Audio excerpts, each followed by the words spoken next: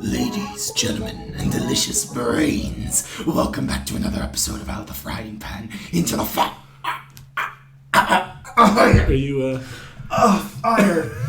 My name is Alex Lenhart, and Venom! And Venom. And with me, as always, is my amazing co-host, Spider-Man. Spider-Man! No, not that Spider-Man.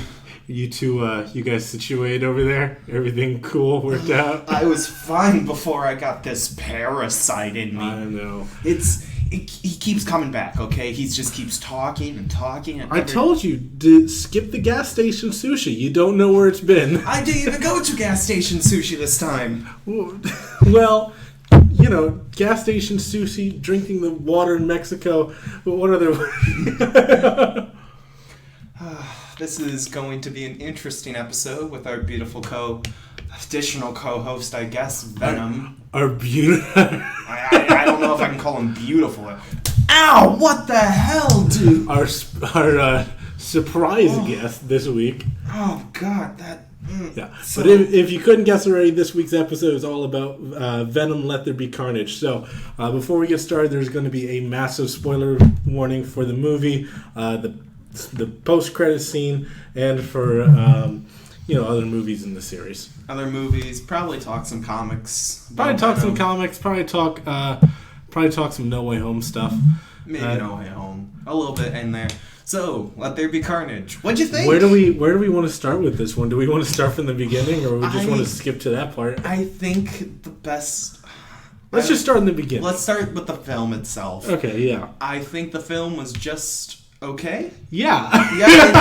It wasn't a terrible film. I feel so bad because I notice this every time a new movie comes out, is that people immediately go online and rank it like, a 10 out of 10, amazing, it's the best film ever, and then like 3 months later they're like, yeah, it actually wasn't that good. Yeah, exactly. That's kind of how I feel this movie's gonna be.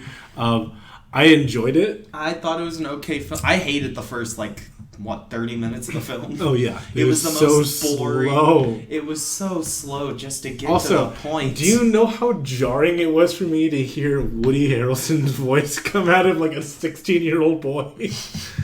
That was so... Do you know what that did to my head? Just put some Zombieland words in there. Also, are we gonna talk about since we're discussing the beginning of the movie? They said the bad word. They said the M word. Yes, they did. So is this now our first non-Fox mutant? The first time we've gotten a mutant outside of the Fox X-Men? I think so. I mean, technically, this is still Fox production. Well, this is still Sony. It's Sony, not Fox. It's Sony, so I guess that counts. I mean, It makes sense that they have the mutant title in there with with the post-credit scene, of course, that we're going to go over. Yeah, the post-credit scene we're going to talk about later. But yeah, no, this is the first time any Marvel property outside of the Fox X-Men has used the term mutant, the dreaded M word. Yeah. Because before this, that's been like a big no-no for Marvel movies. Well, now the big no-no is the I word. Inhumans? Yeah, Inhumans. Oh my god, I was so mad. I was talking about this with someone earlier. Is that, so for the Miss Marvel show that's coming out, it looks like they're changing her powers and her origins because Marvel's so scared of touching anything involving the Inhumans. Is that an Inhuman? Get that shit out of here. Get out of here. That's tech-based now. She's got Green Lantern energy construct powers now. I think that's how they're probably going to do Shuri. Yeah, I guess. Because, what else are they going to do? She doesn't have any plants to be able to become Black Panther. True. I don't know. I believe that some survived. Apparently he burned the whole crop. They gotta have a secret stash somewhere. They gotta have a secret stash. That secret Wakandan stash. And also, in real life, some plants reproduce through wildfires. True. So, that's how most farmers, at the end of the year, they burn their crops so they grow in better and bigger and stronger next year. But yeah, no, that caught me off guard when I was watching the movie for the first time. That Shriek is our first non-Fox mutant confirmed in a Marvel film. I mean, it is very interesting to see where they're going to go with this. Are they going to finally give us some big... going to see more of them? Like, I mean, I want the X-Men to finally get their film soon. I mean, apparently Fantastic Four is getting theirs, which I don't know how they're going to do Fantastic Four.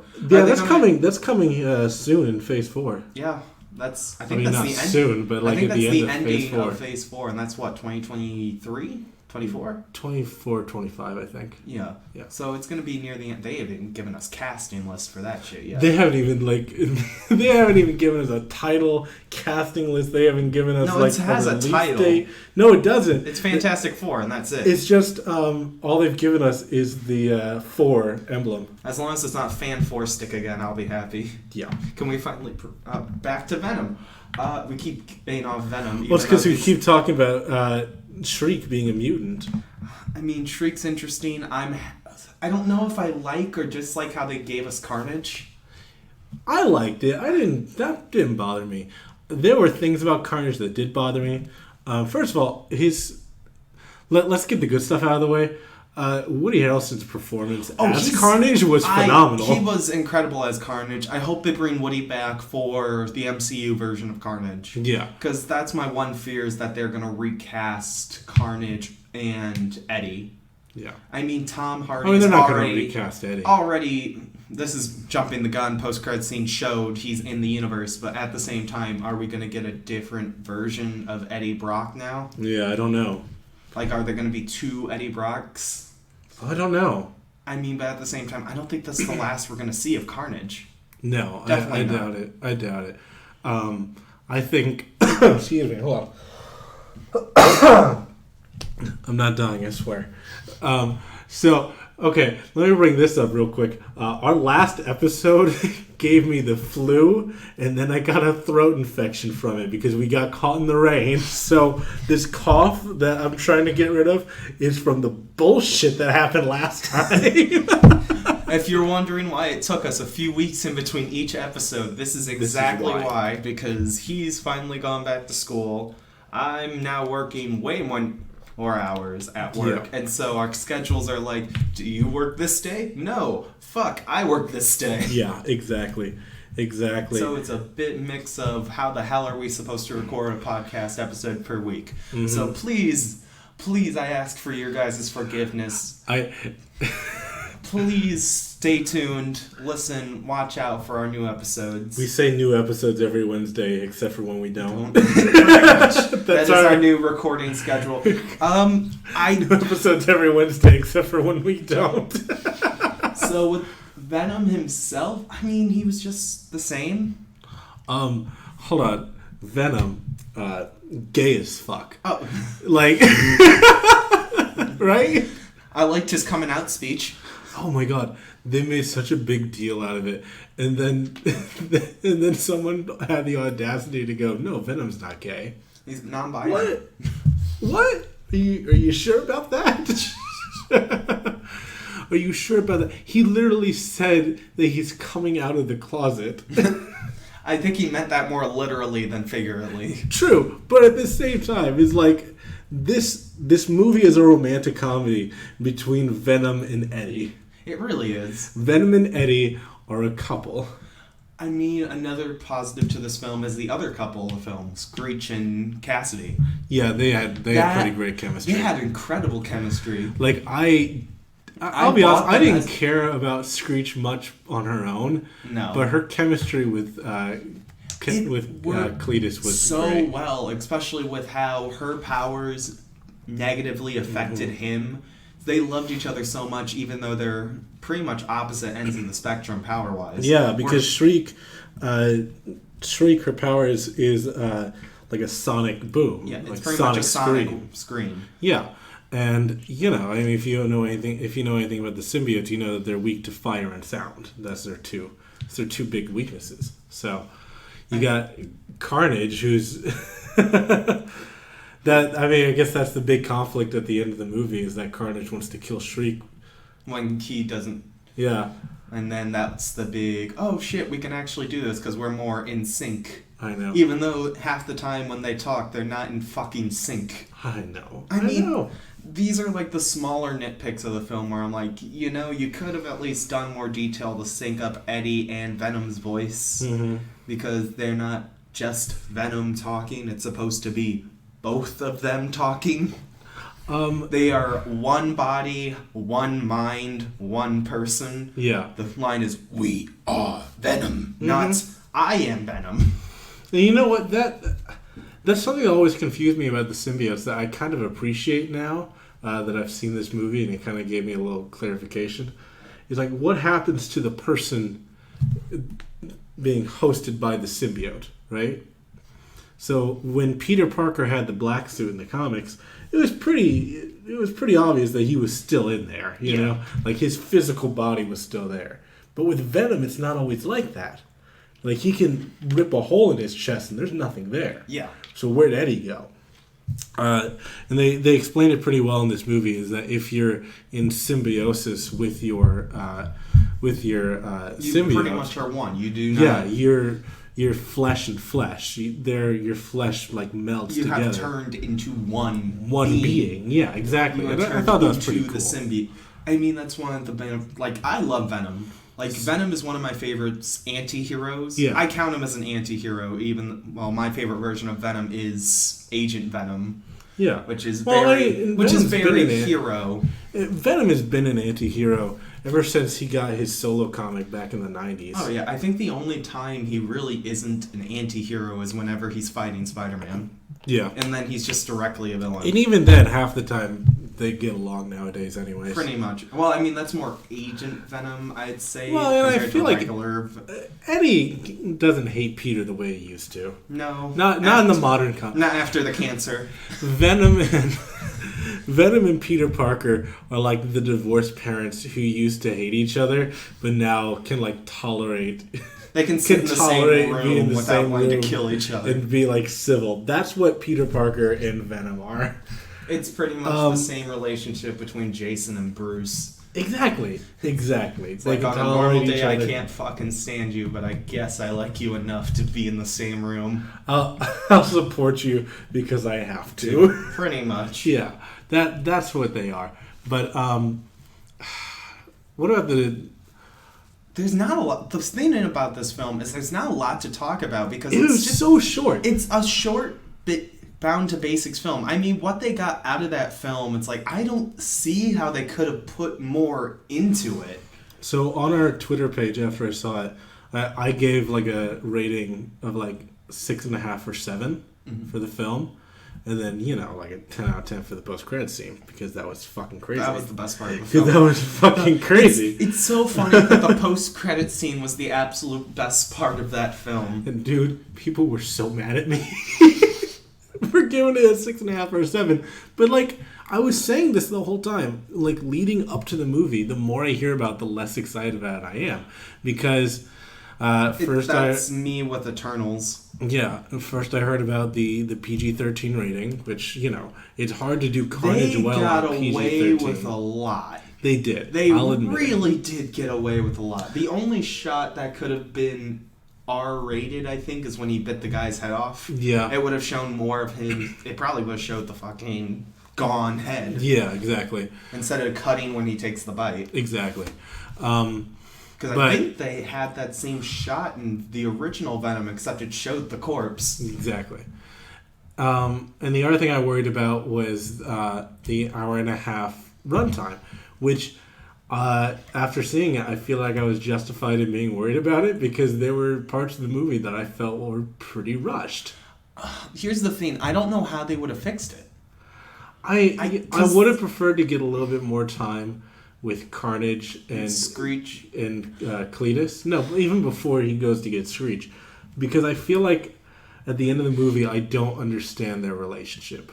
I mean, it's very... I saw it more as a mutual relationship. Where it's very mutual in the beginning until he affects Screech. And then the minute he affects Screech, boom, I hate you. But then in Carnage's motives are completely up in the air other than that he just wants to kill Venom. I mean, isn't that most of the time Carnage's... It's I want to kill every other version of me and then to become the strongest version of me possible. Well, in the comics, they make it pretty clear that it's Cletus Cassidy's like insanity that drives Carnage to be so violent.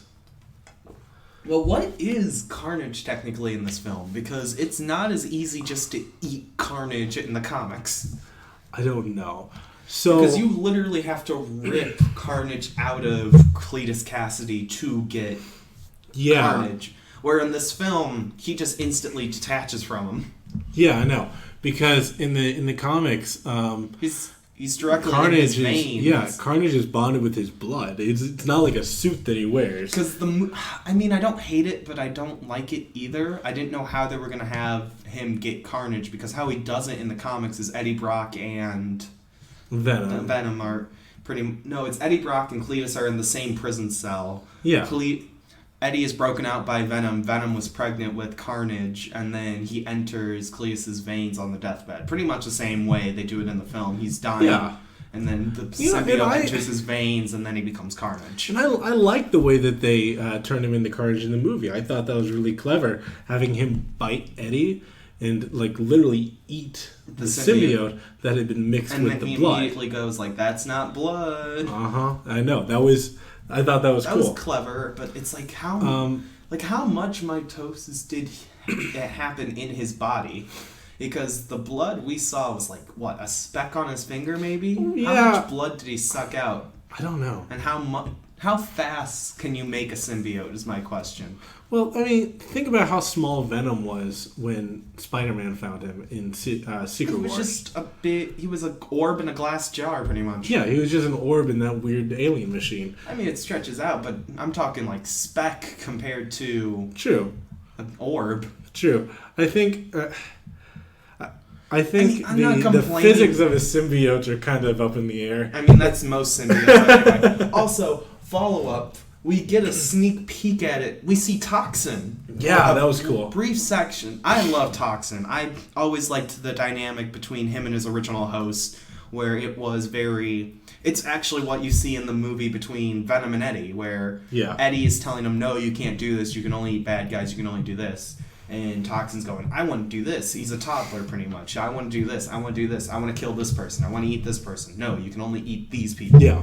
Mm-hmm. It's pretty cool. But my thing is, like, now that Eddie is, let's talk about the post-credit scene real quick. Eddie's in the MCU. Eddie is in the MCU. There's some sort of multiversal travel, which I'm assuming is caused by Doctor Strange's spell breaks. I say strange with the same time that Venom was showing him dimensional shifts corresponded and shifted with each other. Yeah, and that pulled him into the MCU. I don't think he was supposed to be pulled in until it just corresponded with Venom. It's like, I'm pulling you in here. No, it was a total accident, I think. But now that Venom's in the MCU, are we going to see Anti-Venom? Because not Anti-Venom, Toxin. Because you kind of just left him in that other universe. Toxin in the other universe just to sit there and do nothing. Exactly. It was only Venom that got pulled. Toxin is the better question. Like, they weren't even around each other that often. No. Like, I think he's only with him once in the movie when he has the symbiote, and Venom almost eats his head off. Is that supposed to be a corresponding relation? I don't know. But and they imply that he got it from Screech somehow. That doesn't, because it was when she screamed at him, and then his eyes started glowing. Because his eyes started glowing once the fight was over. Yeah. His eyes glowed after he got the chain unwrapped when he was hanging there with the chain. I think it was. Well, I guess maybe that's how he survived that. That's how I think they were trying to explain. Because he was hanging by the neck. He was not just... He would have died. He wasn't on the neck. He was hanging by the neck. So I'm assuming that maybe he had Toxin for a little while. Well, maybe... And Toxin was just like... because Toxin is the spawn of not only Carnage, but the spawn of Venom and Carnage. Exactly. So maybe during that brief period where Carnage was with Screech that he may have broken off. Yeah. And that's why I think he may have had Toxin in his system for longer than they imply in the movie, but he was just kind of sitting dormant until he was needed. Until he activated, pretty much. Until he died. Until his host almost died, and he needed to... Near-death experience, pretty much. He needed to save him. End credit scene. Holy shit. I know, right? That was my first reaction, was holy shit. Holy shit. Venom is probably going to be in No Way. See, now here's my thing about that. We don't know for sure is the thing. I don't want to get my hopes up about Venom being in No Way Home. So I've been following a lot of the leaks around the movie. And from what I can tell, he's not, or at least they have not confirmed that he is in it. Yeah. And it sounds like if he is in it, it's going to be more like a cameo than probably being one of the Sinister Six. Six. I mean, what I told you, and this is just very headcanon-y, we have 2 suits confirmed. The one spider suit and then the one black and gold suit. I was telling Zach it may be a big shift, but that may be the symbiote suit. Yeah. Because it could be that he's corresponding to the iron spider suit and merging with the technology. Instead of giving us the black and white, it's giving us black and gold because he's merged with the golden suit. Yeah. And that's how they give Eddie Brock the symbol on his chest and give him the spider powers afterwards. It's like, because after bonding with Spider-Man, he gains the abilities of Spider-Man. Yeah. I was thinking about that for a while, but then I kind of... I found a comic, and I don't even remember what it was. I should have written it down because I knew we were going to be talking about this, where Doctor Strange and Spider-Man team up. Oh, One More Day. No, it's one where they're fighting... I think they're fighting Dormammu. Yeah, One More Day.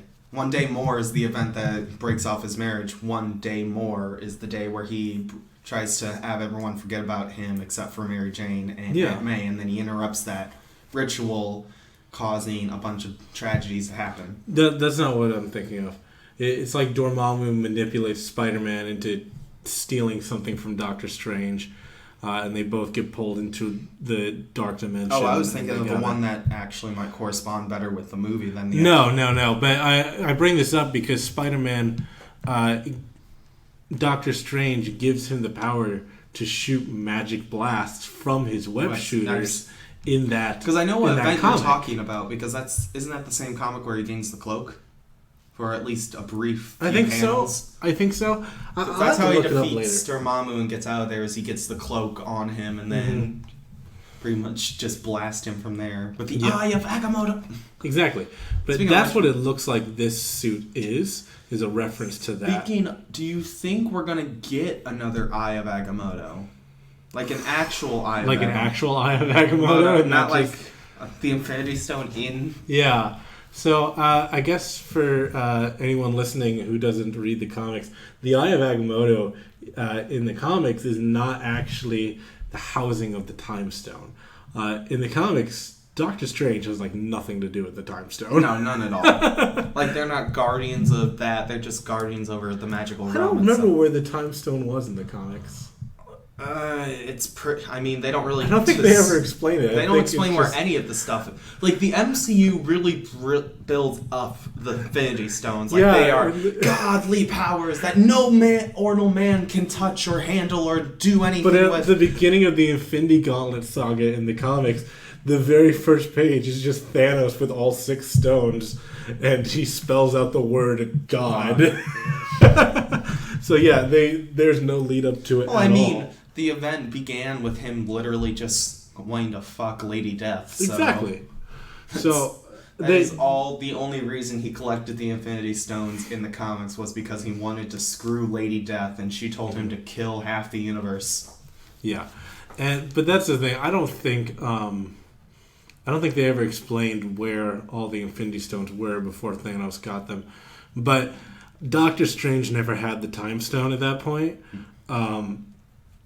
The Eye of Agamotto was more similar to the Cloak of Levitation, where it was just like an enchanted item passed down by previous Sorcerer Supremes, or the first Sorcerer Supreme. I thought it was Agamotto. the first. Sorcerer Supreme's amulet that gave them more power and pretty much enhanced their magical abilities. Exactly, and it has like special like and energy the cloak allows them to stuff. float. So yeah, the cloak of levitation's so stupid. I'm sorry. Cloak of levitation You're literally a just wizard. allows you.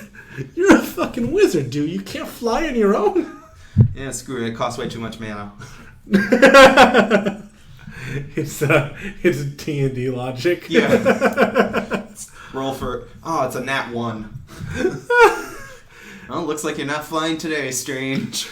But I only had a cloak of levitation. Imagine if that's how magic worked in the MCU. Oh my god, they have to so roll funny. dice every time they want to use a spell. Oh my god, that'd be the best. That would be so That needs funny. to be a superhero now. Mm-hmm. But we're both drinking water at the same time. Delicious water. This is sponsored by water. Stay By, hydrated, my friends. By library fountain water. But getting back to Venom now. I mean, we're discussing what's gonna happen with the MCU now. Because well, this is a here's a point that I wanted This to. is a fucking major point now. Yeah, that's true. But I want to bring this up before we get too far away from the movie. Is some of my complaints about it, and one of them is the design of Carnage. I don't hate it. I don't hate it, but I kind of hate it. There's not a lot of black in the red. Yeah, that's one of my complaints. It's not a big complaint; it's a small one. I do wish his teeth were black, like they are in the comics. That would have been interesting. Because that just looks so much... It looks more appealing. Like, there's a lot more white on this Carnage compared to regular Carnage. Yeah. Where, I mean, I don't have as many problems with Venom in this movie compared to comics Venom. Like, there's a big difference between the two, where one's a lot more veiny and all that, whereas, like, Carnage is going to be easy for him, because Carnage is literally just their Venom design, but red and with more tendrils coming out of him. Yeah. And my biggest issue is his size. He gets fucking massive in this movie. He is like, huge. in the final battle, he's like 30 feet tall. Yeah.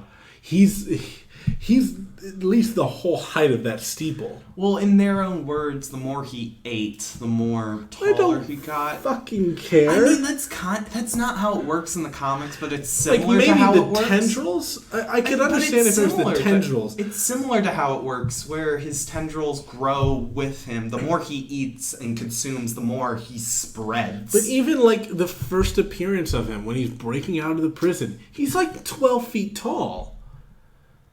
He's supposed to be smaller than he had Venom. Eaten a lot, in fairness. He's supposed to be smaller than Venom, and I guess like proportionally he's skinnier than him. But because he's so tall, he ends up being about the same width. Yeah. His size, he's massive. That's so wrong. He's supposed to be tiny. I mean, I get what they were going for, because you can't really have a bunch of CGI tendrils everywhere. You know how much money that's going to cost to get all that CGI? I mean, by the way... But they did it anyways! The CGI in this film was great. It was. It was really good CGI. I mean, the big CGI fight, guys. A lot of people are going to give me crap for complaining about how Carnage looks. It's like, dude, you should just appreciate that we got Carnage. It's like, yeah, well, no. I was watching an interview with Todd McFarlane recently, who was, the co-creator of Venom, and he was talking about the movie and comparing it to the Venom's appearance in Spider-Man 3 back in 2007, and he said he went into the premiere in 2007. And he was so excited. He's watching Eddie get the symbiote. He's like, all right, he's gonna get bigger now. He's gonna get bigger, right? And why isn't he getting bigger? And he was so disappointed. He said he hated that movie just because Venom wasn't big. Oh, he's not a big fan of That 70s Show? I know. But, I mean, he designed Venom. He was the original artist for Venom. So, he's saying that Topher Grace's was too small, and the one and only reason why he was so in love with Venom and Let There Be Carnage is because Venom is big. I mean, he's supposed to be, though. I know. Like, that was my biggest problem when I heard who they casted Eddie Brock as at first, was Tom Hardy. It's like, he's tiny. But he's built. Not in the first one. He isn't that built. No. In this one, he's like boxy. In this one, he's built a little bit more muscle gain for the role. But when I think of Eddie Brock Venom, I think Todd McFarlane, and I get it. You can't physically have a guy that big. Well, it's funny because Todd McFarlane's Venom is probably the smallest of all of the Venoms. When I think Venom, I think huge, muscular, fucking steroid dude who's just fucking built. Like, you could grind cheese on those abs built. Yeah. Like, he looks like he's about to fucking die of steroid abuse built. Exactly. Venom should be anywhere from bodybuilder size to Hulk size. Pretty much. That's his range. My idea of Carnage should be more skinny. Yeah, because it's a guy who's been locked behind bars for years. You know what I think Carnage should be? I think Carnage should be like almost malnourished, lanky. Yeah, that's my kind of like I think of a regular person whenever I think like. I think of someone like extremely skinny and malnourished. I think of a skinny, like 16-year-old teenager in a way. Like those ones that could eat a whole buffet out and still end up being skinny as all living hell. You know what I would have appreciated if they still wanted to give Carnage that like weird 12-foot tall posture. Is if they had exaggerated just how skinny he is at the same time. That I feel like that would have balanced it out better. If they, like the Rake. Yeah. If they had made it like extreme malnourished. I'm gonna go with another positive for this film. The comedy was pretty good. Like some of the jokes didn't hit at all. Like I didn't like the dynamic between Eddie and Venom in this film was just okay. Their dynamic is okay. Their dynamic ranges from owner and pet to lovers. Pretty much. Which is a really weird and wide range. I mean, what happened during like the divide of the first and second film? Because the first film literally ends with him, it's like, yeah, you can eat whoever the fuck you want, just as long as they're not a good person. Yeah. To, in the beginning of this film going, you can't eat anybody now. Even though it's like, dude, you're contradicting your point. He's like, well, because Area 51's on us and all that, they're on us for this. Actually, that is kind of a good point. A somewhat fair point. How many people has Venom eaten to make they were already on the U.S. government? They were already on them, remember, from the space launch. Mm-hmm. This is where you're supposed to keep talking, Zach, while I drink water. No. We need our synchronized water break. Hold on. Yeah, synchronized water break. Wait.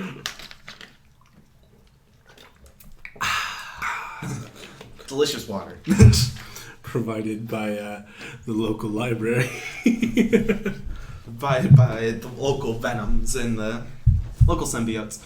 But yeah, anyways, I don't know. It makes sense to me because if you were infected by a parasite that made you eat people, it would probably make you a little uncomfortable. I mean, but at the same time, I probably would want him not to do that as well if there were other options. I mean, I prefer how they are at the end of the film. At the end of the film, they're perfectly in sync. They realize they have to do this. They have to have the good and the bad. This is not a one-sided relationship here. And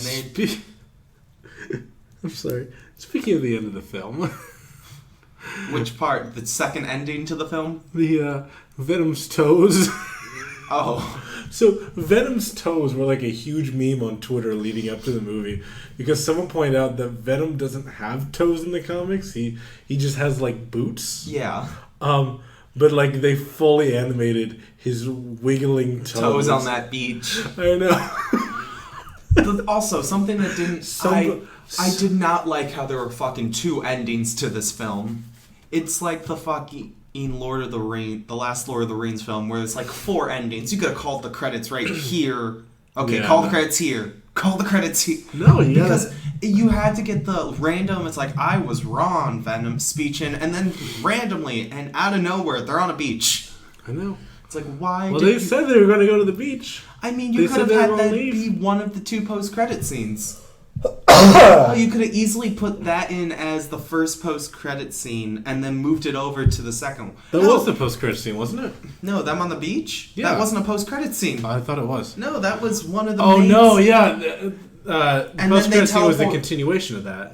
Pretty much. Was It's them in a their hotel room. It's them in the motel room, and then they end up on a random... See, it would have even worked better in context, because then they would have been on that beach that he was talking about, and the post-credit scenes is before that. They put their toes in the sand. It's like, this is nice. Yeah. No, I agree. My mask is... It's like you cut so much of this film out to an hour and a half, and you had to put 2 different credits. By the way, you didn't have to ball the message to us at the very end of the film. It's like, I was wrong. This statue stands for friendship, guys. Friendship. Unity, guys. It's funny because, I can't remember their names now. Which ones? The statues. I don't either. I remember the chickens by the statue. Sonny and Cher. I love the chickens. The chickens are so funny. The chickens are a great metaphor for Venom's growing compassion, and I really like that. I thought that was a nice touch. It's 2 because chickens Venom who refuse isn't to eat. heartless, No, it is a person in there, technically. I mean, you could call it a person, I guess. He's an intelligent being. It's weird how this Venom is kind of different than comics Venom in a way. Where comics Venom just more adapts to its user and over time changes with that person's emotion. Yeah. Because with Eddie Brock, it was very rage. It was very more rageful. But at the same time, when Venom joined with Eddie Brock, he was also, rage. Yeah. He was pretty pissed off because Peter Parker just ruined his life, pretty much. I know. And it's really sad because a lot of people don't know this, but in the comics, Venom, or at least the Black Suit Saga, is very different than we understand it now from the 90s animated show or the Shaka! or from Spider-Man 3. The black suit doesn't make him evil or aggressive in the comics. No. It just grossed him out to realize he was wearing a living thing, and he was like, "Oh shit! Can you get this off me, Reed Richards?" And he's like, "Yeah, sure, hold still." And that was it. I thought he went to Reed first and then got it removed. It's like, I don't want this thing on me. Take it off. And then he takes it off. Reed gives it back to him, and it's like, hey, it's your problem now. I don't know what the fuck to do with this. Yeah, and I think the main issue that made Peter realize there was something wrong is that Venom was going out at night with his body and fighting crime. Yeah. Yeah. Because didn't he think it was dreams at first of him fighting crime, was and then waking he realized, up exhausted. Oh shit, no, this is what's happening. Mm-hmm. It's one of those things where the animated series But he wasn't evil. No, it wasn't an evil thing. He wasn't evil, and he wasn't aggressive, and he wasn't He didn't murder Sandman like he did in Spider-Man 3. It was more, I'd say, curiosity than anything else. Mm-hmm. It was more like what I was explaining with Toxin, where it's like a toddler walking and wanting to learn everything around it. Yeah. And then it came to Eddie, and Eddie pretty much was filled with rage, so it adapted to the rage of Eddie, and they both had a mutual hatred of, well, I liked the last person I was with, why the hell did they leave me? Yeah, Venom had a legitimate reason to be upset with Peter, because he didn't do anything wrong. He just lived his life and then got kicked It's out. just Peter didn't know that he was a living organism. It was organism. pretty much if you're a tenant of an apartment and then you're kicked out even though you paid rent. Yeah. Although he probably should disclose, it's like, hey, I'm alive. But also, probably. I mean, in the early days, there was less known about Venom. In fairness to them, they didn't know he was. They didn't even know he was alive. Halfway through Eddie having him, I don't think they really discussed how alive he was until what. I think they discussed it when Peter got rid of him, because that was Reed Richards who discovered Reed's this isn't a costume. This thing's alive. Yeah. But they didn't know it had as much intelligence as they did until I think Eddie got it. It's like, oh shit, you're actually talking back to me. I will say his origin in the comics makes a little bit more sense than Peter just waking up with a black costume and being like, oh, that's cool. He didn't even wake up with it. He was halfway on a street building. Exactly. Well, he was asleep hanging upside down, and he just wakes up in the costume. He's like, oh shit, that's cool. If we are to, I believe this is still canon, correct me if I'm wrong, the first ever user of Venom was Deadpool. I don't know if it's canon or not, because I asked you that question, you told me. Then I went to Reddit and asked the same question, and they couldn't decide if it was canon or not. Because it's one of those it's a crazy ass story where Deadpool pretty much found the symbiote in the same tube that Peter does. Mm-hmm. Goes back to Earth 616, parties with the suit, kills a shit ton of people with the suit, and then goes back and puts it back in the tube, and Peter walks in and it's like, oh, what the hell are you doing here? And it's like, oh, hey, Peter, there's a suit over there. Yeah, see, I don't think that's canon.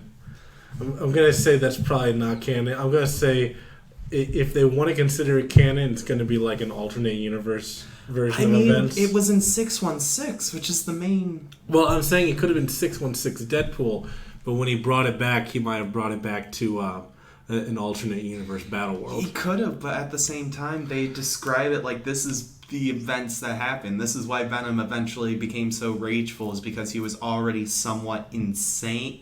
Because they bring this up later when they go back to the home of the symbiotes, mm-hmm. when Flash Thompson, who's a later user of Venom, goes back to the main world. They say somewhere along the lines, before Peter, somebody made the Venom symbiote insane. Yeah. Which would mean that Deadpool is the one that made the symbiote go crazy, losing its protector status, and then be given to Peter. Because if the suit was given to Peter during its protector status, Peter would have never given up the suit as he did. Yeah. Because, well, actually, no, that could be wrong still. Yeah, that could still be wrong because, like I said, in the comics, Venom never did anything wrong. But they had retconned it already to be that the suit was evil to begin with by then. Yeah, I don't know. Part of me thinks it's funnier to just have Peter go, ew, no, get off of me. It's extremely funny to think that at one point it's like, oh yeah, Venom's been purified, but not, and then later it's like, nah, he hasn't been purified at all. Yeah. And like I said, I feel like Venom's original origin gives him more of a reason to hate Spider-Man because he didn't do anything wrong. I was just standing here minding my own business. I know. He was just being a good friend. And then Peter's like, oh shit, what the hell? So are you noticing... Excuse me, holy shit, that came out of nowhere. Are you noticing a trend in like Spider-Man media now where like everything's super Venom-centric again? Oh my god. I mean, that's been what... That was a 90s trend, wasn't it? That was a 90s trend. That was like a late 2000s, early 2010s. The 90s are coming back, baby. And then now in the early 2020s. I mean, Venom's always been super popular comic character. But he comes in waves, like every 5 or 10 years. Of course, my favorite wave is when nobody really knew where Venom was. It's like, oh yeah, Venom's Eddie Brock, right? It's like, no, it's Flash Thompson. Who? Well, not even that. It's just like in the public eye and in Spider-Man media, he's everywhere now. So he's coming back to the MCU. I cannot think of a Spider-Man TV show after the 90s that hasn't had Venom in it in one way, shape, or form. Yeah, exactly. I cannot think of a movie franchise anymore that hasn't had Venom in it in one way, shape, or form. Because even Amazing Spider-Man, I think, set up for it. Yeah, he was like in the background. Yeah, he was in one of those tubes in Spider-Man, The Amazing Spider-Man 2, along with the Sinister Six Circle. Yeah, he was there. He also makes an appearance in the Amazing Spider-Man 2 mobile game, which I have a screenshot of him on my phone because I thought it was so funny. That and probably the T-posing Ultimate Spider-Man model. Yeah, I have two pictures. I swear the image should be just him T-posing up a wall.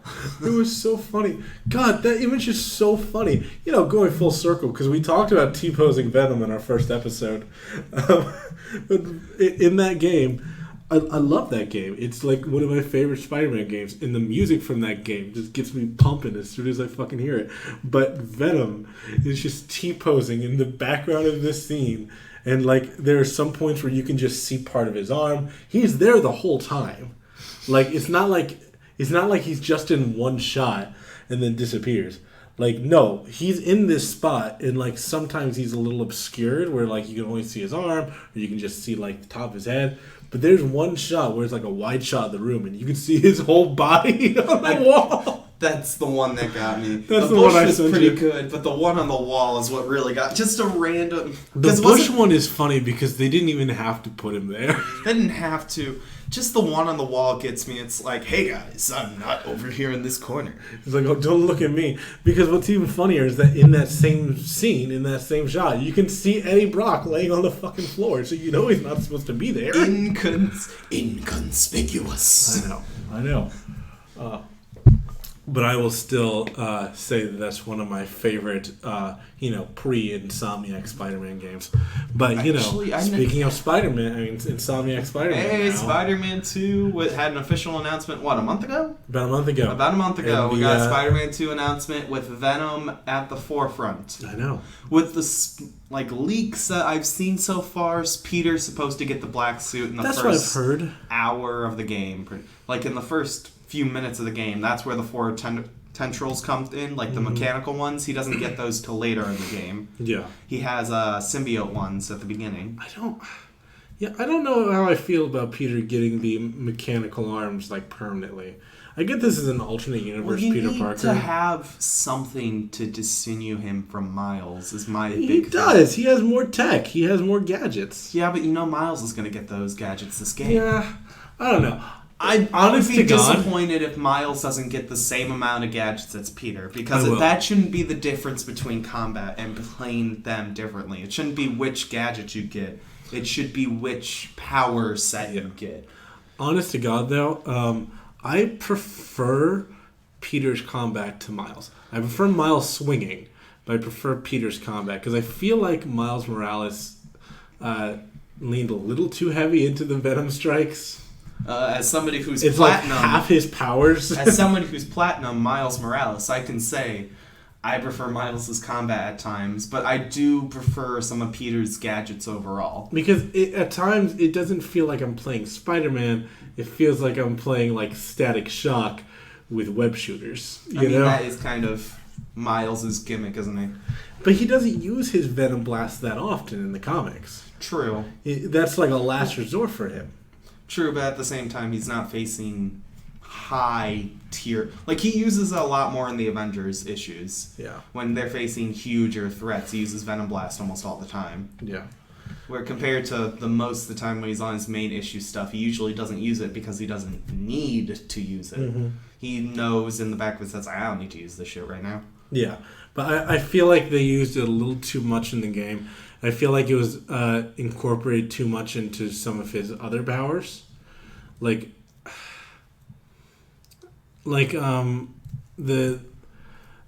what's it called? The wheel.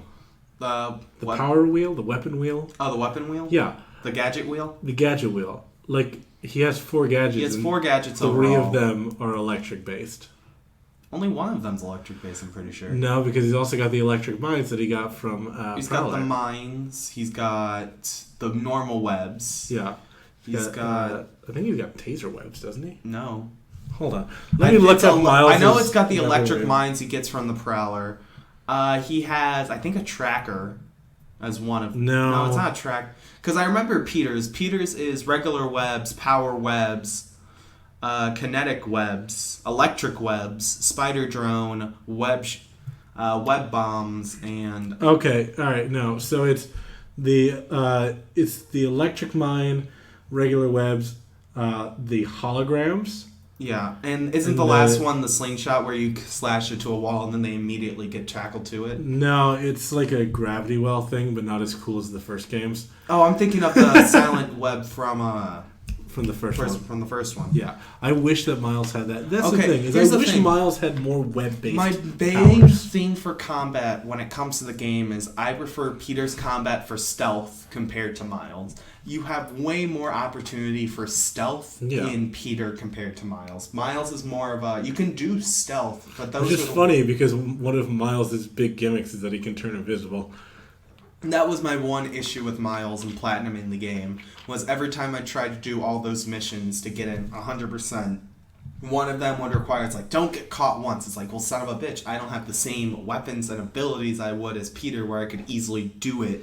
Mm-hmm. Where this is more of a heavy challenge. I'm always split because I think now I can say with no shadow of the doubt that Spider-Man is my favorite game. Yeah. Either Miles or regular. Maybe 2 will take its place whenever I have it, but I'm split between Miles Morales and regular Spider-Man for my favorite game. I think almost ever.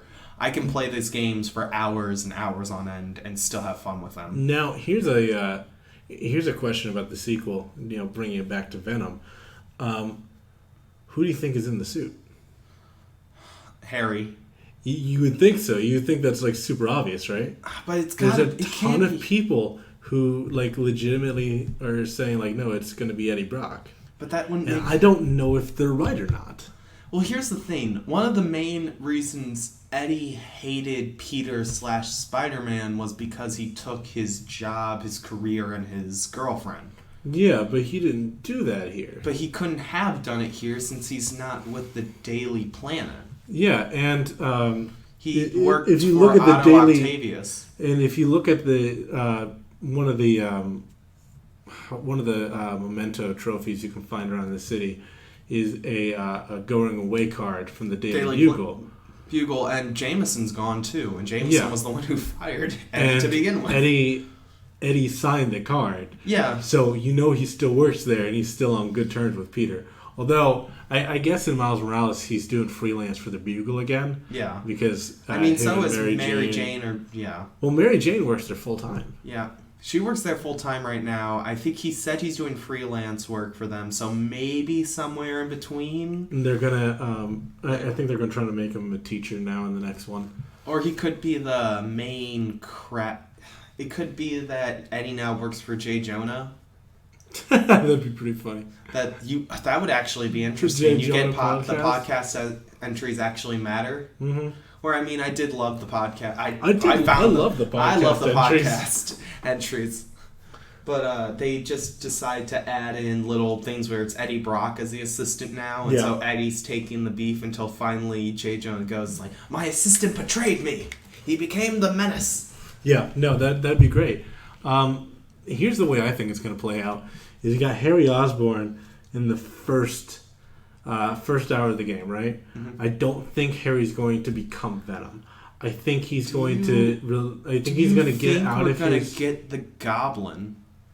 Hold on, I'll get to that as well because I have a theory for that one too.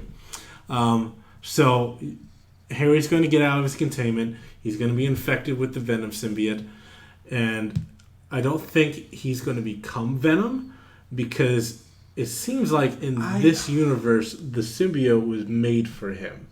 I have a feeling that the reason you get the symbiote is that Harry immediately goes to Peter. Immediately after, I think he breaks out. I think the symbiote breaks him out of his being in clutches of Connors and Oz. That's the post-credit scene to Miles, is the symbiote is finally alive. Yeah, but we know that in the post-credit scene, Norman wants him out of the tube. Yeah, he wants him out. He's saying, get him out. So I think immediately after that, Harry's going to go immediately to Peter. Yeah. And go, hey, I need your help. You've always been there for me. I need you. And so doing that, the symbiote bonds with Peter, making him Spider-Man, black suit. Yeah. And then at some point, I assume that Miles is going to... good. Sorry, I'm just thinking about the black suit with the white trim from PS4 design. Right. That looks... that's going to look great. I assume that at some point, Miles is going to fight the black suit Spider-Man, right? He's going to fight black suit Peter. That's how Peter's going to lose the symbiote. Mm-hmm. And, regain his senses and whatever. Yeah. And that's when the symbiote's going to go to Eddie. Yeah. For the third act of the game. Are they going to do the generic church? Please tell me they're going to do the generic church. Well, they could make I'm just speculating, but I don't think so. It could be the church in Hell's Kitchen where they used nothing for it except for, Daredevil cameo, and goodbye. I know, right? Because I think they even bring up a line because there's a backpack there. Yeah. Because they bring up... About Nelson and Murdoch. Yeah, that's the Murdoch line. Mm-hmm. But I don't think it's going to be Harry as Venom, and I don't think Venom's going to be in the game until the third act. I think he's going to be there... If you count the symbiote itself, I think it's going to be first act. The symbiote's going to be there the whole time, but the character of Venom, Eddie Brock and Venom... are not going to be together until the third. Yes. I mean, I think it's going to be the same case how it was in the first game with Otto, where he's a main character throughout the plot, and then he betrays you at the last turn. Kraven the Hunter is also confirmed to be one of the main villains of this game. Isn't Lizard also confirmed for this? Lizard's not confirmed, but I know Electro is for sure confirmed to be in the... Electro and Vulture, last time I checked, were confirmed to be in addition to the game. I don't know if Lizard is confirmed, but I know for a fact that Curtis Connor is. Because Connor was in the final cutscene as well, and I know Connor is going to be in the game in some way, shape. Didn't he have both arms in it, or was he missing an arm? He was missing an arm. I thought he was missing an arm. At this point, he's already the Lizard. It's just, it's kind of like it's kind of like the 90s TV show logic, where it's like Hulk logic. Yeah, it's just where he put him gets back. too stressed out, he becomes the Lizard. Pretty much. Yeah. That's what I think they're doing with Connors in this, because there's another backpack in the game where you can find a vial of the Lizard's blood. Yeah. So we know that he's already there. Doesn't he even say it's like this is what we use to cure Professor Connors? Yeah. So it's weird situation. Do you think Harry's going to become Hobgoblin? I don't. All right. Here's what I think. So during the mission where you invade Norman Osborn's apartment in Spider-Man. Marvel Spider-Man, right? Mm-hmm. Where you play as Mary Jane. You can go through his computer, that big table computer. Yeah. And there's a bunch of names and Easter eggs in there. Hold on. One of the names, let me look it up real quick, is... I don't know if I'm going to be able to pronounce this. Nels Van Adder. Mm-hmm. Do you know who that is off the top of your head? Off the top of my head, no. Yeah, nobody does. That's okay. Nels Van Adder is the proto-goblin. Oh. Yeah. So he's a scientist that, Oscorp experimented on with the goblin serum, and he became the proto-goblin. And this is what he looks like. Oh, God. It reminds me of the Clone Saga. But sorry, this is a Spider-Man podcast. We don't speak of the Clone Saga. Yeah, I know, right? Another name on that list, though, is, ta-da! Oh, yeah, Ned Leeds. Who is, as you and I both know in the comics, is Hobgoblin. Yeah. So, which is going to be interesting to see in No Way Home if they actually, I think they're going to jump on Ned. Are we going to have two versions of Ned in that film is my question. I don't know that. That I don't know. But... I know for a fact that Jacob, whatever his last name is, the actor who plays Ned, says he had to lose a lot of weight for this role. He took a bunch of selfies where he lost a ton of weight, and he confirmed that he did it for this movie. He did it right before this movie started filming this movie. But if you watch the trailers, he's still his regular old self. So at some point in this movie, there's going to be a shift, transformation, or an alternate universe Ned Leeds as the Hobgoblin. It's going to be, they're just going to use the same... Do you think he's actually going to be the Goblin of this film? Do you think we're not going to get Harry Osborn at all? I brought that up in our Spider-Man suit ranking video. I don't know. It would be interesting to see... It would be interesting to see a scene where Ned pretty much turns... They use the same process they used from Spider-Man 1. They have the same chamber, the same tubes, the same everything. Well, I don't think they go that far because the difference between Hobgoblin and Green Goblin is Green Goblin is batshit crazy. Yeah. Hobgoblin is not. Hobgoblin is fully aware and conscious. Batshit asshole. He's just a dick. He's just a big asshole. Yeah. He's just... and you could change that in this to Peter betrayed me. And whatever, and he becomes the Hobgoblin because of that. It could be something along those lines. Yeah.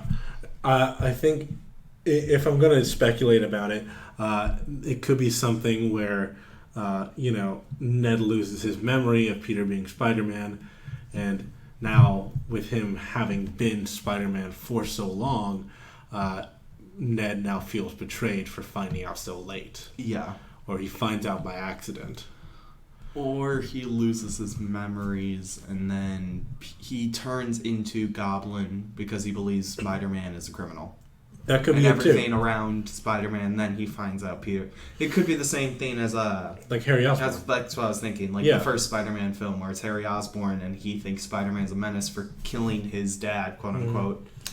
But getting back to your original question, I don't think that Green Goblin's going to be in the game. I think one of the because it's already confirmed. One of the prototype goblins is going to be in the game. Because they've confirmed that Kraven's going to be the main first and second act villain, probably. Yeah. They said he's the main villain of the game, quote unquote, but that's also what they said about Is it Master Lou? Not Master... Mr. Negative. Mr. Negative, yeah. Or something Wu. I don't remember his name. I can't remember his name. You're thinking of Jimmy Woo. That's not him. No. I thought it was Lou. Is L-U? Martin Lee. Martin Lee. Martin Lee. I knew it started with an L. I couldn't remember. Yeah. Thank you. But, I think they're going to save Green Goblin for a Spider-Man 3. That would probably be smart. And they're going to set up... Because we already saw the prototype pumpkin bombs and glider mask in his apartment. It's during that same mission. Yeah. But again, you've got all these names of other goblins on his computer. I think one of them is going to show up first, and that's going to tease the coming of Green Goblin in the next game. I think if they're going to do a third game, it'd be less about Green Goblin, more about the multiverse. I don't think they're ever going to do the multiverse. Are you sure? In this game. I don't know. You know how marketable Spider-Gwen is? I don't think they're ever going to do it. Do you know how marketable Spider-Gwen is? You know, a lot of things are marketable. But here's the thing. Spider-Gwen is so marketable. Like, most media nowadays know who... Like, Spider-Gwen for the longest time was a niche character. It's like, you wanted to read Spider-Gwen. She was super popular for comics people if you wanted to read her. But at the same time, nowadays, after Into the Spider-Verse, she's in fucking everything. Yeah. Like, they are... It's the same thing where they were like, after Into the Spider-Verse, Miles Morales went from being a Spider-Man to being the Spider-Man. Yeah. Everyone focuses on. Yeah. And it's one of those things where I'm excited for it. I love Spider-Gwen. I've always loved Spider-Gwen. I've loved her origin stories. I've loved to see where she's gone with over these years. See, here's the thing, is I don't think they're going to do the multiverse, and I don't think they're going to do it because of Spider-Geddon. Because this Peter Parker has already had a multiverse story, and if they do their own, they're just going to create plot holes. Yeah, but at the same time... It's better for them to not say anything at all. They could bring up that he's already known about these people. Yeah, but then you're alienating casual fans who don't know what Spider-Geddon is. Well, it could be as simple as, oh yeah, I've met these guys before. And that's it. Yeah. You could do it more from Miles' perspective. Where Miles has never seen these people before. Miles is going to have the fresh perspective on this. Yeah. And so he'll go from there. See, I think there's too because many... we also used this before as a point to why Peter believed that Miles could be Spider-Man so easily, because he already met a Miles Morales in Spider-Geddon. And like I said, he's had a multiverse story before, but it's better for him to... It's better for Insomniac to just not say anything. It would be better, but I don't know if they would be allowed to not get away with it at this point. I don't... Where it's so... I think... Because you also got to look at it from a company's perspective. It's like, well, you have this marketable character in Spider-Man. They're giving us Wolverine. Yeah. Which I think Insomniac is going to focus on expanding their universe before they spread outside of it. That is also very true. Yeah. Where I'm just excited to see what character comes next, because Wolverine got me excited as hell too. Wolverine. What about a Moon Knight game? Moon Knight could be interesting. Or Daredevil? Wouldn't that just be Arkham Asylum then? Yeah. Except he beats... Arkham Asylum, except he's batshit crazy. Not just moon crazy. And there's no dodge button. That would be correct. You just take hits. Could you even get Moon Knight as a character, because he doesn't take damage? Know. What would it be? Just infinite? Well, it's kind of like Wolverine. Like, he heals so fast. You got to take some liberties in gameplay. Pretty much, yeah. I would love to. One of my Luke Gate. Just do the whole Defenders would be cool. Oh God, Luke Cage would be so cool in the game. My favorite scene in all comic books, and I quote, I will say it multiple times, is the scene where Doctor Doom tried to pay Luke Cage to beat the shit out of the Fantastic Four, and then proceeded to not pay him and go back to Liberia, his home country that he is leader of, thinking that he was safe from Luke Cage. Luke Cage busts down his door, beat the shit out of him for literally $20. He beat the shit out of Doctor Doom in his home country that he is king of, just for $20. It's so funny. I love it. And you know what? I think it's possible because we've got a Spider-Man in Harlem now. Yeah. And that's where Luke Cage is based. Because we get Daredevil, because I don't think they're going to go directly into Avengers. No. It's my main thing. After they did Square Enix's Avengers, I don't think they're going to want to go instantly into Avengers. Yeah, after the garbage fire of but I the probably Crystal Dynamics think they'd team. probably add Miles to the Defenders. Yeah. Because according to, going off Miles Morales' rules, one of the missions is Spider-Man is the Spider-Man of Harlem. Exactly. Miles is the Spider-Man of Harlem. So he would be a Defender because the Defenders usually are the protectors of Harlem and New York. Isn't Harlem and Hell's Kitchen on opposite sides of Manhattan? Kind of. They're close enough together. I guess. They're on the same island. They're on the same island. That's fine. I mean, they're close enough in the game. Is it that far, even? I think they're on opposite sides Luke Cage is Harlem, isn't he? Let me look He's also this up. in Hell's Kitchen. A lot. Because Jessica Jones is in Harlem. To Hell's Kitchen to Harlem. Alright, let's see. Oh, no, they're not that. Well, they're on opposite sides of Central Park from each other. Yeah, which is, pretty far. But at the same time, it's not that far. It's just... It's a 15-minute drive. Oh, that's not awful at all. That's a few minutes away from each other. So that's like my house going to downtown St. Louis. Pretty much. It's not awful. Like going down to the river. That's 15, 20 minutes. No, that's not bad at all. No. So, yeah. It's about a few minute web swing away. Yeah. Well, God, he traverses all of New York so fast. Although, admittedly, they did cut off half the... They cut off half that. I mean, it's impressive they were even able to fit that whole city in a game. True. Is it about time to wrap things up? I got some more stuff I want to talk about Venom before we wrap up. But, God, now you got me talking about the multiverse, too, at the same time. I hope the multiverse doesn't become the next big Spider-Man gimmick. Because, but that is the big Spider-Man gimmick. I like Spider-Man by himself. And I like Spider-Man as much as the next guy, but I kind of have to agree with you where the multiverse has just gotten out of fucking hand. Yeah. Well, I mean, they just did a Venom-verse a few years ago. I know. Where they're just doing verse, whatever. Yeah. I get it. I really like the original Spider-Verse comic. I enjoyed Spider-Geddon. I love Spider-Man Into the Spider-Verse. I own a majority of the issues of Spider-Geddon. Yeah. Hell, I think I picked up my first issue of Spider-Geddon with you. Yeah. And I love those comics, and I really like that movie.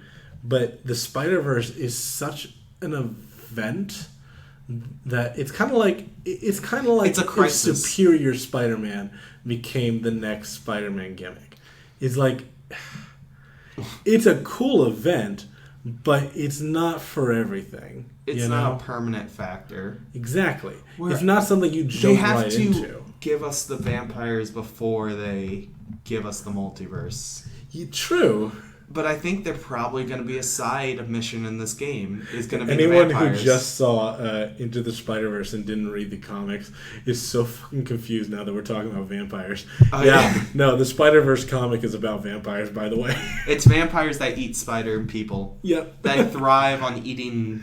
They thrive on... Spider totems? They survive on eating spider people. Mm. But there are special spider people called spider totems that are pretty much the bigger Spider-Man of each universe. Mm-hmm. Well, universes. They pretty much rule over all. There's the Queen, the Emperor, the Strength.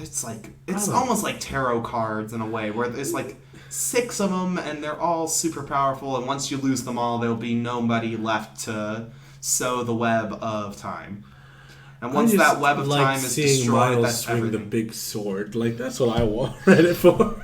I just wanted to see Miles pick up the big sword and hit the vampire Spider-Verse 2 coming out next year? I think so. Yeah. Yeah. So that's if I don't get my vampires. But yeah, overall, what would you rate the Venom movie? And what do you think about this, revamp of Venom attention in the Spider-Man fandom? I love Venom. I'm not mad about Venom becoming super popular again. I'm fine with it. I've always loved the character. I'd love for people to actually sit down, read the comics, learn who Eddie Brock or the many other faces of Venom are. I just wish they did something weird more. that I've seen recently, actually? So, in the last, 5 years, people have started, heavily defending the Raimi movies. Oh, people are now starting to heavily defend the Andrew Garfield movies now, too. Yeah. I have now seen people say that the Topher Grace Venom is better than the Tom Hardy Venom. Oh, fuck those people. Fuck you. Hey, yo, fuck you. Listen, I can understand enjoying the Tobey Maguire movies because even though I don't like them, they do have, they have really, enough of a charm to them. They have really great villains, except for Venom. But Actually say that you enjoy the Topher Grace version of Venom more than the Tom Hardy one, stop fucking lying. Don't lie to me. That's a lie. You don't. I'm most of a Topher Grace hater, too. Yeah, I'm a bit of a Topher Grace hater myself. But yeah, I've legitimately seen people say, nope, this is a better, more accurate version of Venom. Let's be honest here. No, it's not. The best villain in Spider-Man 3 was Sandman. And that's even including Harry and his build-up over 3 films. Yeah, no, Sandman was really great. Sandman was the most interesting villain in that. By the way, they need to do Sandman again. The best villain in the Sam Raimi trilogy is J. Jonah Jameson. You're not wrong. Especially when he gets up on that desk wearing the costume. Oh god, it's so funny. I love J.K. Simmons as Jameson. Oh, that's why I was so happy they got him back. They didn't need to, but they did, and it was perfect. Every minute of J.K. Simmons was perfect. But you're also... And now he's going to have a bigger role in this movie. I can't wait. Oh, it's going to be great. I can't wait. But anyways, sorry, I interrupted you to complain about Topher Grace. Yeah, fuck that guy. Yeah, fuck that. I mean, there's nothing wrong with Topher Grace. No, Topher Grace is an incredible actor. He's a good actor. And he's probably a nice guy. The funniest thing is I only know Topher Grace from 2 roles. Yeah. It was one super shitty one in that 70s show. He hasn't really... He was on Glee, too. Well, I didn't watch Glee, so I can't... Because Glee, in my opinion, wasn't that great of a show. He looks totally different now, too. This is him now. Oh, wow. He really does. He looks totally different. He looks like Tobey Maguire a little bit now. He kind of does. But, I guess everyone looks different when they get rid of their frosted tips. Oh, my God. He said the fucking frosted tips. How is this anyone's favorite Eddie Brock? Look at him. How do you say... He even says that his role was awful. He even hates it. He admitted he didn't like it. That Todd McFarlane, the creator of Venom, hated it. You don't have to be that...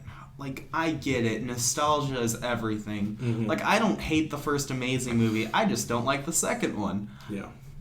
But I don't get how you could say that's your favorite version of Venom. I don't get it either. But anyways, we were rating the movie. The movie Venom? Thinking about it, I might get a lot of hate for this. 4. Oh, wow.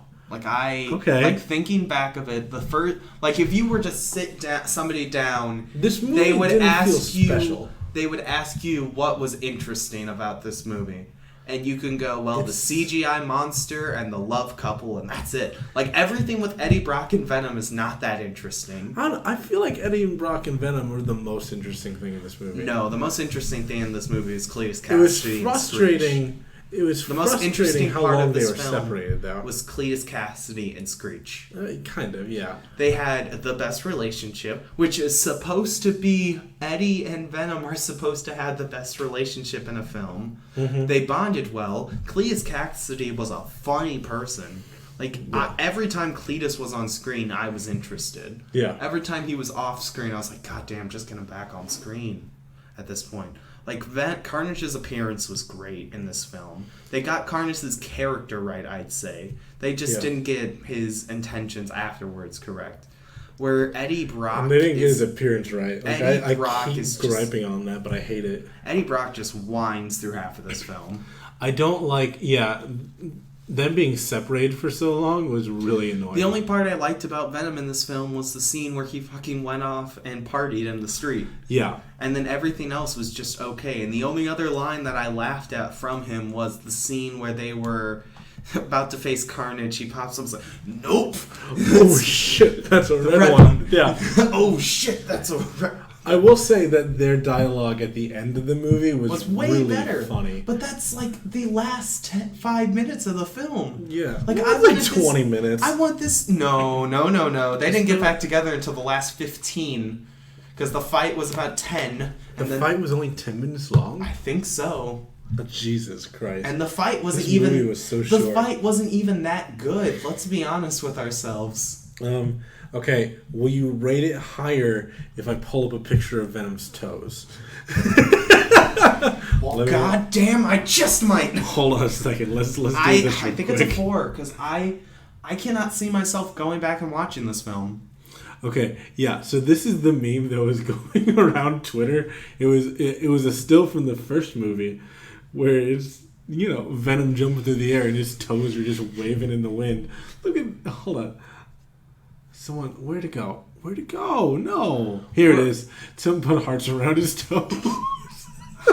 I mean, I don't know if maybe I'll go with a 5 instead of a 4, but I'm just in between. Like, I don't hate this film, but I don't love it either. I knew it. Venom toes fix everything. Would I go back and rewatch this film? Probably not. Have I gone back and watched the first film besides watching this for the podcast? Not really. Now, what about Venom with a nose and perfect teeth? Oh, that's a 0. That's a 0 out of 10, yeah. No, it's got to be sharp teeth for me, boy. Yeah. No. I'm sticking with my original. No. I'm giving it a little bit lower. I'm giving it a 6. I think I was peer pressured to give it like a 6.5 or a 7. Well, here's the thing. People went into this film expecting greatness, and they got their own impression. Do you guys realize what the original Venom was given a critical score of? It was a 34. Yeah, no, I remember. And the fan rating for it is an 85. It made me question, like, really? That was a 34? You and I saw Venom together. Yeah, we saw it together. Yeah, and going out of the theater when we discussed it, I was like, it wasn't a good movie, but it was a really fun movie. Wait, this one didn't have as many fun moments in my eyes. It was still equally as shitty of a movie as the first one. It just didn't have as many fun moments. Like, I'd give the first one maybe a 7. Yeah. And then they did the She-Venom gimmick again because it worked so well the first time. Hey, we did this in the first movie and people really liked it, so let's do it again. Like, basically recreating it almost exactly the way it was the first time. Like, it's not even like trying to hide it. It's blatant. But I did like Mrs. Chow and her Venom. That was funny. I think that was her flirting with him. It's like, get inside me, but it's like, whoa, honey, that's we're getting engaged. Yeah, no, Venom's very funny in this movie. Venom has all the humor. Well, Venom's always funny. Yeah. Like, he's the main humor source for both films, and he doesn't show up that much in this film. For a movie called Venom, Let There Be Carnage, there's a lot more carnage, and he doesn't even show up until 30 minutes in. Also, Carnage is like a brown color in this movie. Did you notice that? Yeah. He's not actually red. He's more brown. Well, I mean, it's more the color of Eddie's blood in a way, where it's like a mixture of red and black, so it's more brown. I don't know. In some shots, he looks like he looks very shit colored. All I know is that I hope they give us a Venom in the Carnage in the MCU. Yeah, I'm excited to see where Venom goes from here now that he's in the MCU. I'm curious to see what's going to happen with like the loose threads left over in the previous universe, since like our main character isn't there anymore. Well, we don't know if No Way Home's gonna fix that. I don't know. I don't know. I feel like a lot because of No the Way changes... Home could just collide everything. But like I said, I don't... Here's the other thing. I don't think that Doctor Strange knows that Venom's there. I think that was an unintended consequence. Like I told you, I think Doctor Strange sent out the magnet, and Venom just accidentally, while showing Eddie the infinite possibilities, just is like, whoa. Now, here's another... I totally forgot to bring this up. Here's another theory I had, is that now that Venom is disconnected from the Clintar hive mind, what if that's the thing that makes him go crazy and become a villain? True. Because he's no longer in the same universe as his original Clintar brothers. Well, I mean, didn't he say he was somewhat already separated from the group? Yeah, but he said he was still connected to the hive mind. In the comics, like, losing that connection is what makes the symbiote go insane. Well, because Carnage is already insane because he doesn't have connection. Exactly. That's what makes them lose their minds in the comics. Because Toxin doesn't have it either, but he's not insane until later. Yeah. Well, that could be also because his user is a lot. I think that Venom's going to start to slowly lose his mind. He's going to have to reconnect with this universe's version of the Clintar. I think that's when we'll probably get Carnage, too, is most likely. That'd be cool. When they go and pretty much purify him and connect him back, Carnage is going to escape again. Yeah. And probably this... I don't know how similar their universe is going to be to I don't know the MCU's universe number is. Well, for starters, Ravencroft is in New York. Yeah. So it's not in Seattle. Yeah. What was it? San Francisco. That's where it's San Francisco is where it's held, which is gonna be interesting to see how they pretty much make these characters, but because their universe is very close. Yeah. From what it looked like, because they both have a Daily Bugle. They both, well, they're all just reflections of the 616 universe. Yeah. Yeah. Okay, so I guess that's where we're ending this off. Yeah. Thank you guys for joining us again this week.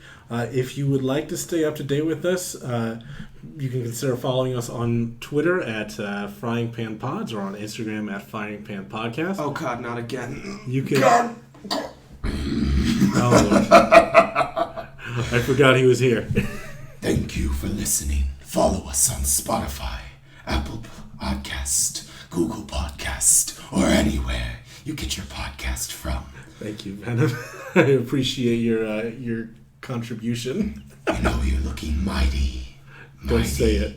Delicious. Okay, that's not what I thought you were going to say. He might need to find a new co-host. But anyways, we post new episodes every single Wednesday, except for when we don't. So, like we said earlier, be patient with us. Our schedules are just a little bit busy right now. But thank you for joining us, and we will see you next week, probably. Goodbye. Hopefully for you.